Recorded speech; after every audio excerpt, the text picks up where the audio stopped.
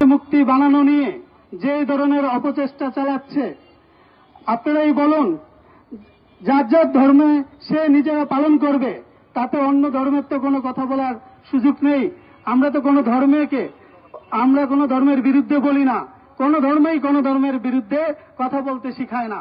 তারপরেও আমরা দেখি যে এই ধরনের অপচেষ্টা, অপব্যবহার, আমাদেরকে নিয়ে কুৎসিত করা, ফেসবুকে বলেন, কমেন্টে বলেন, এবং আমরা আপনারা প্রতিবাদ জানাবেন, কিন্তু প্রতিবাদ জানানোর কিছু ভাষা আমরা দেখতে পাই যে আমাদেরকে নিয়ে অপচেষ্টা করা, আমাদের রামকে, প্রভুকে নিয়ে আমাদের প্রভুর ব্যানারে, ছবিতে জুতা নিক্ষেপ করা, এটা কেমন ধরনের? এটা তো ধর্ম অবমাননা।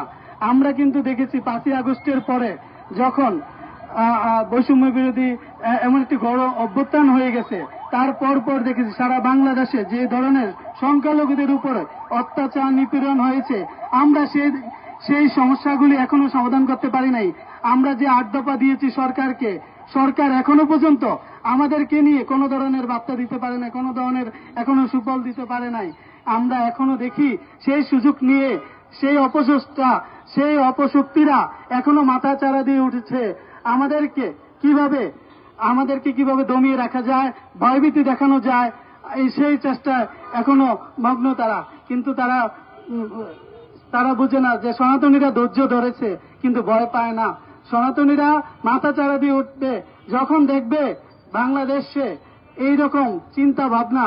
আবারও আমরা দরকার হলে গণ অভ্যুত্থান গড়ে তুলব। ধন্যবাদ সবাইকে, আজকে যারা উপস্থিত। খুব সুন্দর বক্তব্য দিয়েছে, তাকে আমরা ধন্যবাদ জানাচ্ছি। এখন গুরুত্বপূর্ণ